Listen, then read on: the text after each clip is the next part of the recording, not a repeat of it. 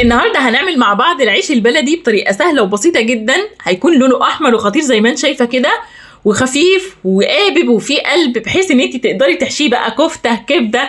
طبعا داخل علينا العيد، كل سنه وانتم طيبين، واكيد هيكون لا غنى عن العيش في البيت. فانا بشويه ميه وفي فرن البوتاجاز عملت العيش الخطير اللي انتم شايفينه ده. الفكره مش في الميه ولا في المقادير، الفكره في الاسرار والتريكات اللي لاول مره هتشوفيها معايا. كل اللي طالباه منكم انكم تتحمسوا كده معايا وتحطوا لايك للفيديو علشان يترفع وغيركم يستفاد من الوصفه دي، وكملوا معايا الفيديو للاخر، لان بجد كل لحظه هتشوفي فيها الفيديو هتطلعي بمعلومه جديده وهتتعلمي فكره جديده. حطي لايك للفيديو زي ما اتفقنا، وصلي على النبي في الكومنتات، وتعالوا بينا نبتدي ونشوف المقادير وطريقه التحضير. المقادير بتاعتي عباره عن كيلو واحد من الدقيق متعدد الاستخدامات، ميه فتره، عندي كمان معلقه صغيره من الملح، معلقه كبيره من السكر، معلقه كبيره من اللبن البودره، معلقه صغيره من البيكنج باودر، معلقه كبيره من الخميره الفوريه. هبتدي اول حاجه انخل الدقيق بتاعي كويس جدا، حتى لو متاكده ان هو منخول انخليه تاني. بعدين هضيف معلقه السكر واضيف معلقه الملح، واضيف كمان معلقه صغيره من البيكنج باودر، معلقه كبيره من اللبن البودره، ومعلقه كبيره من الخميره الفوريه. طيب لو ما عنديش لبن بودره وبيكنج باودر تقدري تستغني عنهم، مفيش مشكله. بعد ما قلبنا المواد الجافه بتاعتنا كلها في بعضها، هبتدي انزل بالميه بتاعتي بالتدريج. انا مش هقدر اقول لك معيار ميه معين، لكن انا عايزاكي تخلي العجينه ملمسها طري معاكي. فكيلو الدقيق ده اللي هو بما يعادل 6 اكواب من الدقيق، اعتمدي ان انا هضيف كوبايه ونص من الميه، وبعد كده ازود ميه بالتدريج لحد لما العجينه تبتدي تلم معايا. ولازم تعجنيها كويس جدا جدا، افضلي لفي فيها لمده حوالي 10 دقائق ربع ساعه. لو هتعملي على ايديك، لو عندك عجان تقدري تعملي فيه. بعد ما عجناها شايفين فيها سن التلزيق، هبتدي اديها رشه كده من الدقيق واغطيها بكيس واغطيها بفوطه، وبعدين هدخلها في فرن البوتاجاز. الفرن مطفي عندي، هدخلها فيه تختمر، هسيبها لمده ساعه لحد لما حجمها يتضاعف. ودي كانت العجينه بتاعتي بعد ما عدى عليها ساعه كان حجمها اتضاعف، اللهم بارك. لو ملاحظين ان هي فيها سن التلزيق، وده مهم جدا، هتكون معاكي زي الملبن وانت بتفرديها.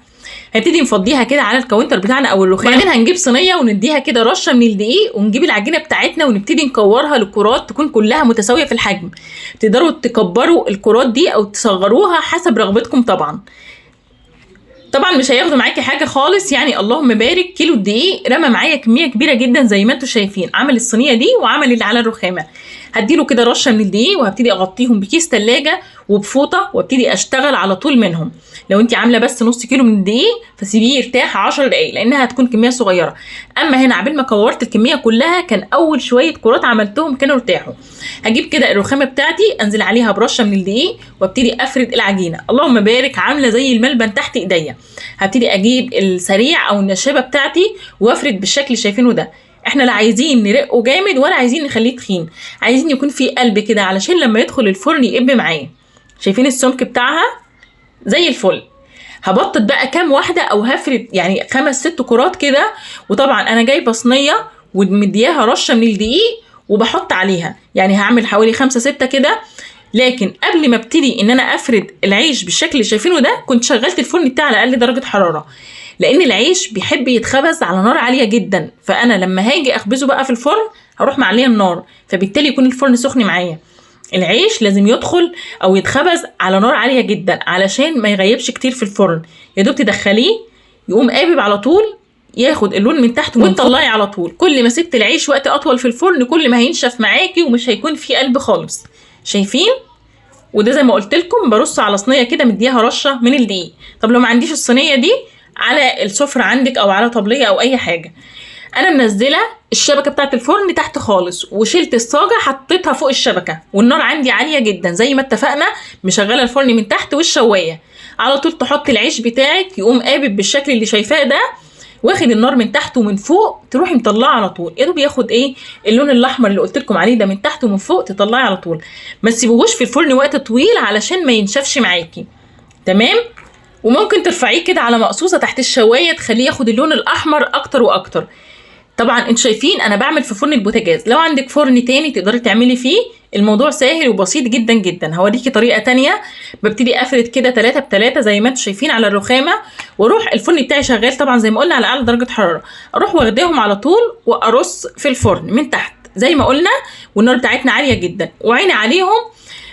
وانا بفرد فوق برضو، يعني افرد 3 واحطهم كده في الفرن واطلع افرد التانيين على الرخامه وانا ببص. يعني الموضوع مش هياخد معاكي ثواني يعني، لان العيش ما بيغيبش في الفرن. اول ما تلاقيه عمل كده مش شرط ان هو يقب، يعني مش شرط ان كل العيش يقب، بس طبعا الابابان ده بيبقى راجع للحراره بتاعه الفرن وللعيش اللي انت خدماه. اول ما يطلع بتكوني فرداه كده على مثلا الرخامه او على شبكه كده، تسيبيه لمده دقيقتين في الهواء. لو انت هتفرزيه، يعني لو انت هتعبيه في اكياس وتحطيه في الفريزر علشان ما يعجنش معاكي او يلزق في بعضه، يا دوب تهويه كده زي ما بنعمل في العيش اللي احنا جايبينه من الفرن.